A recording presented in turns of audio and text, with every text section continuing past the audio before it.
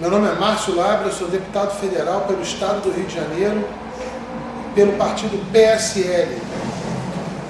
Eu fui eleito nas eleições de outubro de 2018 e hoje, na legislatura de 2019 até 2022, eu estou exercendo cargos na Comissão de Fiscalização Financeira e Controle, na Comissão de Finanças e Tributação.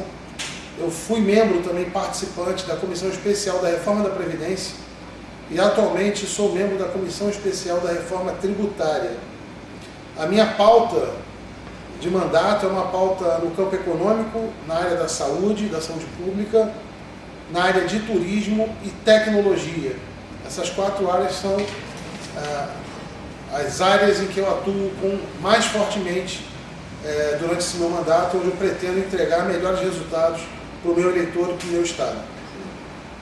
Nós temos alguns projetos já em tramitação na Câmara. Um projeto importante que seria de grande valor para o Brasil, principalmente na área de saúde, que, se aprovado, quando aprovado, se Deus quiser, será aprovado, nós temos a oportunidade de resgatar praticamente 2.600 unidades das Santas Casas por todo o Brasil. Isso significa quase a metade dos municípios brasileiros.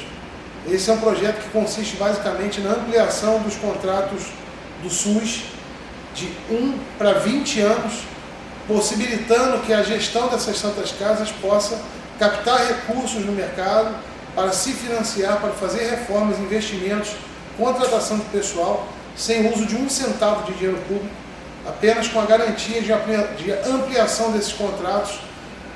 Com isso, boa parte dessas Santas Casas, ou quase a totalidade delas, estaria em condições plenas de se recuperar e de oferecer para as populações das cidades onde ela atende a saúde que ela sempre ofereceu, um atendimento hospitalar de qualidade tradicional que nos últimos 30 anos vem sofrendo uma série de problemas por conta da falta de recursos, da tabela defasada do SUS, e tudo isso nesse projeto de lei a gente pode recuperar.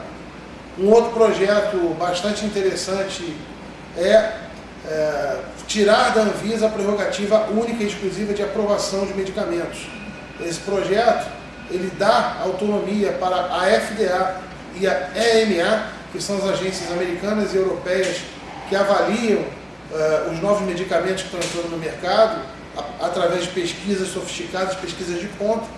Esse projeto de lei consiste em retirar da Anvisa essa prerrogativa exclusiva, porque hoje, no Brasil, um processo de aprovação de um determinado medicamento pode levar até 3 anos, o que prejudica na prática o acesso da população a remédios mais eficientes, com menor custo, isso tudo por conta de um processo burocrático.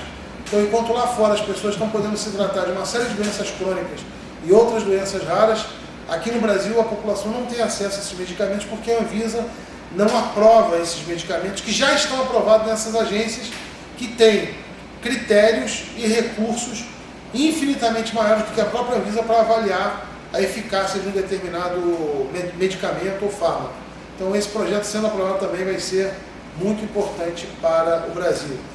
Um outro projeto que a gente também está tramitando com bastante otimismo e acho que é quase que uma unanimidade, abrange a todas as pessoas e dificilmente alguém vai se posicionar contrário, ele beneficia os motoristas brasileiros, que é um projeto que prevê a retirada da pontuação do prontuário do motorista para os casos de multas administrativas. Por exemplo, o artigo 233, que retira 5 pontos, ou inclui 5 pontos no prontuário do motorista porque ele atrasou a transferência do carro na compra por mais de 30 dias. Nós entendemos que essa infração ou essa falha do motorista, do proprietário, ela não corresponde a nenhum risco objetivo ao trânsito, ela não corresponde a nenhuma imperícia, ela não corresponde a nenhuma ameaça à segurança no trânsito. Então, portanto, não há razão, não há lógica alguma em que o Código de Trânsito Brasileiro impute essa sanção, colocando a pontuação no prontuário desse motorista. Isso faz com que ele lá na frente tenha a habilitação suspensa num processo que é complicadíssimo de recuperar e que a gente entende como bastante injusto. Então, com essa lei, por toda vez que houverem multas administrativas aplicadas ao motorista ou ao veículo, isso não acarretará em inclusão de pontos no prontuário. Apenas as multas decorrentes de crimes de trânsito ou de imperícia ou de práticas indevidas e que coloquem a risco a vida do cidadão em risco. Nós temos uma pauta também que é bastante interessante, que já não é uma pauta que eu criei, mas é uma pauta que a partir do momento que eu tomei posse, eu passei a abraçar com todo carinho, que é de trazer a Fórmula 1 para o Rio de Janeiro. Nós estamos muito perto de um acordo muito interessante que vai resgatar para o estado do Rio aquela nostalgia, porque o carioca, todo mundo e o Brasil inteiro sempre tiveram no Rio de Janeiro como a referência das corridas de Fórmula 1. Até o finalzinho dos anos 80, início dos anos 90, a gente ainda teve Fórmula 1 no Rio, mas infelizmente o Autódromo de Jacarepaguá entrou num processo bastante complicado, não conseguiu mais dar conta dessas corridas, oferecer a estrutura necessária, e nós perdemos para Interlagos. Então agora a gente tem uma nova perspectiva, existe um terreno gigantesco na altura de Deodoro, na Avenida Brasil, um terreno que era do Exército, já foi cedido pela União para a construção desse novo autódromo, que na verdade não vai ser nem um novo autódromo, vai ser muito mais do que isso, vai ser um complexo de atividades, de serviços, como é que nós dizemos, vai ser um complexo de atividades de serviços e conveniências ligados ao automobilismo. Então nós vamos ter ali não só o autódromo de Fórmula 1, não só o circuito de Fórmula 1, como um circuito desenhado e adaptado para MotoGP, também adaptável para corrida de Fórmula Indy, e também um circuito na parte de trás do autódromo para provas de habilitação de cargas especiais. Caminhoneiros que querem ampliar a sua condição de emprego, dirigindo caminhões com cargas especiais, que é uma carteira carretas com esse tipo de carga. Então hoje ele tem que fazer essa prova só em São Paulo. Nesse autódromo sendo construído vai ter um espaço para essas provas acontecerem, e aí o motorista não precisa ir a São Paulo fazer essa prova. Além disso, vai ter um complexo comercial na região, que vai funcionar todos os dias da semana, ou seja, não é um projeto que prevê apenas a utilização do espaço para corridas de Fórmula 1, nem corridas automobilísticas. Seria, na verdade, um shopping com várias lojas de conveniência nessa área do automobilismo, serviços, produtos, funcionando em horários comerciais, às vezes até fim de semana, feriados, férias, enfim, aquela região toda estaria sendo revitalizada com acesso por conta da Transolímpica e da Avenida Brasil. A previsão é de criação de 7 a 10 mil empregos diretos, então isso realmente impulsionaria o estado do Rio, colocaria num outro patamar, numa outra perspectiva, e na questão do turismo, isso seria crucial para a retomada do crescimento do estado. Então, meus amigos, o mais importante disso tudo é dizer que eu faço parte de um novo projeto de Brasil, que foi eleito em 2018, com a tutela de 57 milhões de brasileiros que depositaram a esperança de uma mudança da maneira de fazer política, de uma mudança na maneira de entregar aquilo que o pagador de imposto, que o cidadão, que é você que está aí, espera quando ele tem o seu salário descontado, quando ele coloca gasolina no carro, quando ele compra feijão, quando ele vai no mercado, quando ele paga uma conta de luz. Tudo tem imposto, o Estado recolhe tudo, e ele não está sendo contemplado a contento da expectativa dele.